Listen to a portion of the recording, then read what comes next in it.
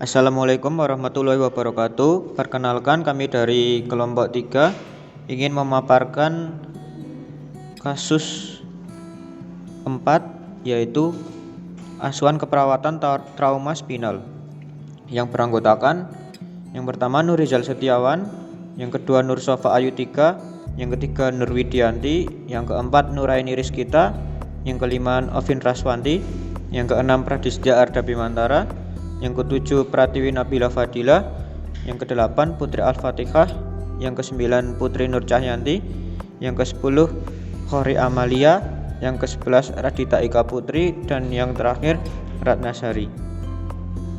Topik pembahasan kali ini yaitu meliputi laporan pendahuluan, skenario kasus, asuhan keperawatan, dan Frouher-Erekins. Definisi: trauma medulospinalis adalah suatu kerusakan fungsi neurologis yang disebabkan seringkali oleh kecelakaan lalu lintas. Apabila trauma itu mengenai daerah servikal pada lengan, badan, dan tungkai mata, penderita itu tidak tertolong.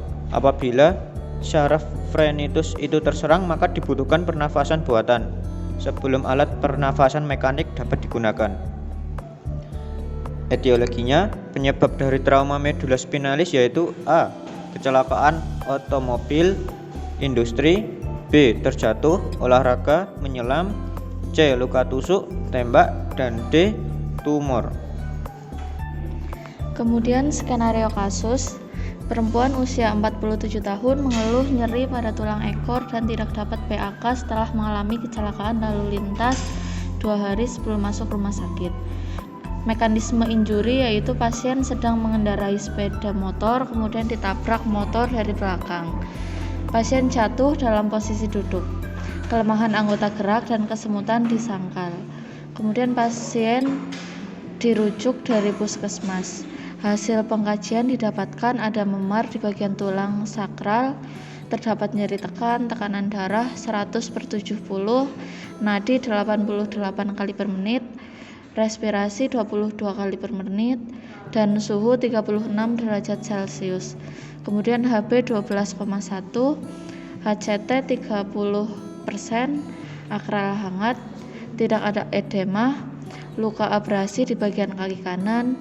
Hasil reo didapatkan adanya fraktur os coccygeus. Pengkajian: nomor RM 2XXX, nama Nyonya S, tanggal lahir 6 Agustus 1981, jenis kelamin wanita, keluhan utama nyeri pada tulang ekor. Kemudian anamnesa, pasien rujukan dari puskesmas. Hasil pengkajian didapatkan ada memar di bagian tulang sakral, terdapat nyeri tekan, tekanan darah 100/70, kemudian nadi 88 kali per menit, RR 22 kali per menit, suhu 36 derajat Celcius, HB 12,1, kemudian HCT 30%, akral hangat, tidak ada edema, luka abrasi di bagian kaki kanan, dan hasil rongsen didapatkan adanya fraktur os coccygeus. Riwayat alergi tidak ada. Riwayat penyakit dahulu, klien mengatakan tidak memiliki riwayat penyakit. Penyakit keluarga, klien mengatakan keluarga tidak memiliki penyakit bawaan.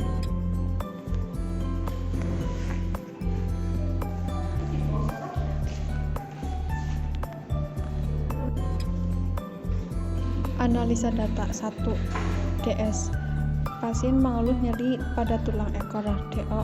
Ada memar di bagian tulang sakral. TTV. Tekanan darah 120/80 mmHg, nadi 80 kali per menit, suhu 36 derajat Celcius, RR-nya 22 kali per menit, SPO-nya 98%. P. Nyeri ditimbulkan saat klien duduk. Q. Nyeri seperti ditekan benda berat. R. Nyeri pada tulang ekor. S7.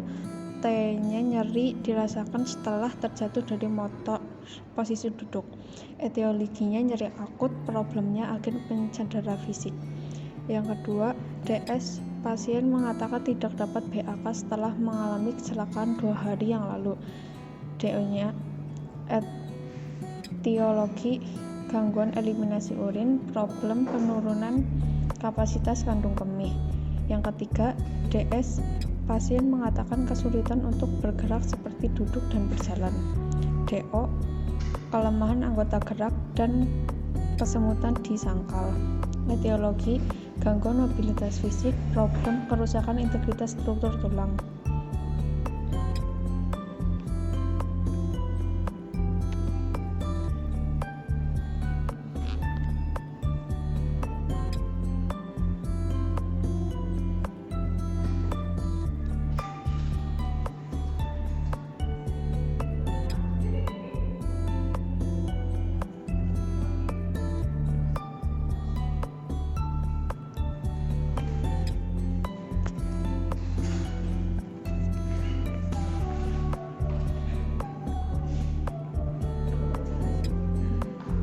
Intervensi keperawatan tanggal 22 November 2021 pukul 9. Diagnosa 1.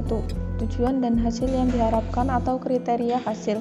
Setelah dilakukan tindakan 2 kali 24 jam, diharapkan masalah dapat teratasi dengan kriteria hasil. Kontrol nyeri. Indikator. Melaporkan nyeri terkontrol 25. Kemampuan mengenali onset nyeri 25. Kemampuan mengenali penyebab 25.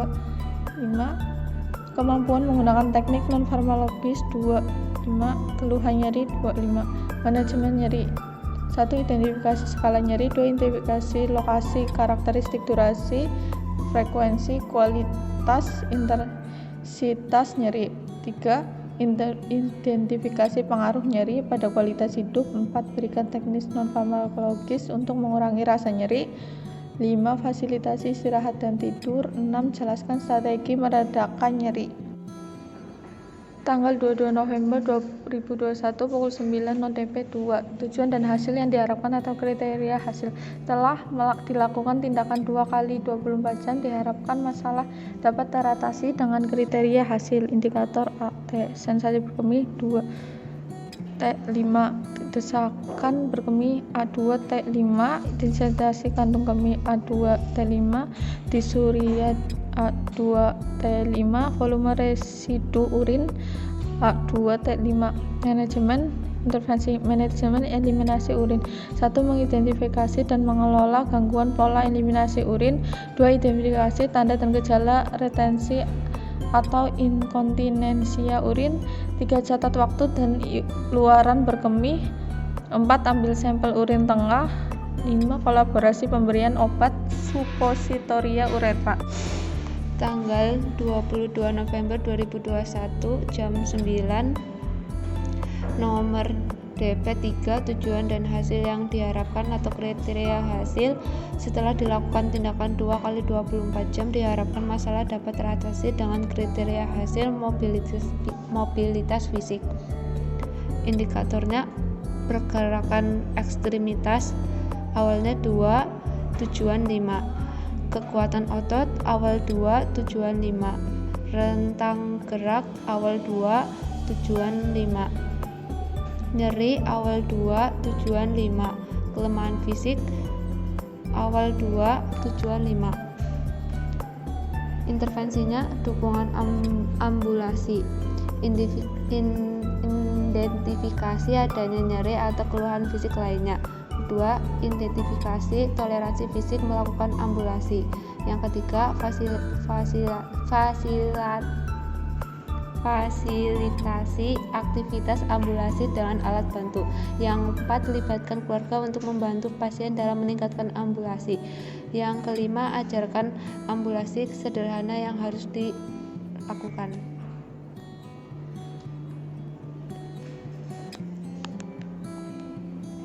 Implementasi keperawatan tanggal 22 November 2021 jam 9. Nomor 1. Implementasinya mengidentifikasi skala nyeri. Respon DS, pasien mengeluh nyeri pada tulang. DO, ada memar di bagian tulang sakral.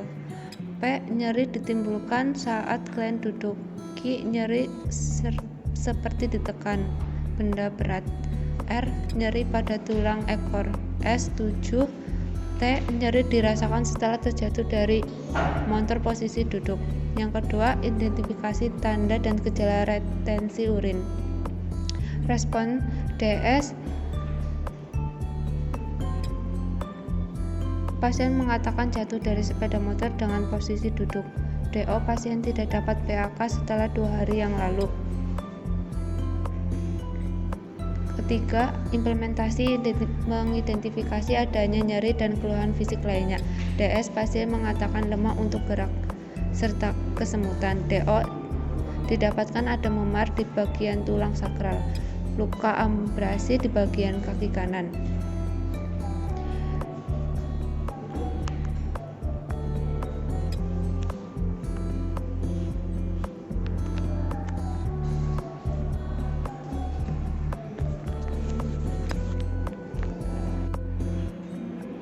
Tanggal 23 November 2021 waktu jam 9 waktu Indonesia Barat. Yang pertama adalah memberikan teknik non-farmakologis untuk mengurangi rasa nyeri. Dengan DS, pasien masih merasa nyeri. DO, perawat memberikan teknik relaksasi nafas dalam. Yang kedua adalah mengkolaborasi pemberian obat suppositoria uretra dengan evaluasi formatif. DS, pasien mengatakan tidak dapat BAK setelah jatuh 2 hari yang lalu. Dengan DO, diberikan obat suppositoria uretra. Yang ketiga adalah mengajarkan ambulansi sederhana yang harus dilakukan. Dengan DS, pasien mengatakan sulit bergerak serta kesemutan. DO, perawat mengajarkan ambulansi sederhana dengan latihan berjalan miring kanan dan miring kiri. Yang selanjutnya adalah evaluasi. Tanggal 23 November 2021 jam 9 waktu Indonesia Barat dengan diagnosa nyeri akut. Dengan evaluasi S, pasien mengatakan nyeri sedikit mereda. O, pasien tampak lebih baikan. Dengan P, nyeri ditimbulkan saat klien duduk. Q, nyeri seperti ditekan benda berat. R, nyeri pada tulang ekor. Skala nyeri adalah 5. T, nyeri dirasakan setelah terjatuh dari motor posisi duduk dengan tanda-tanda vital.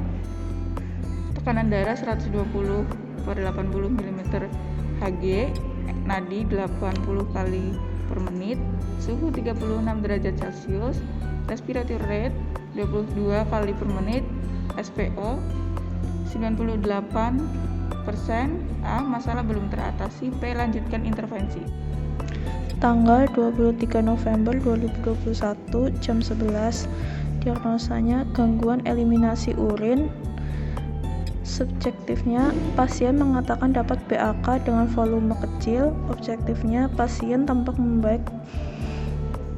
TTV-nya tinggi, tekanan darahnya 120/80 mmHg, nadinya 80 kali per menit, suhu 36 derajat Celcius, respirasinya 22 kali per menit, SpO2 98%. Hanya masalah belum teratasi, planningnya lanjutkan intervensi. Yang ketiga, 23 November 2021 jam 11, gangguan mobilitas fisik.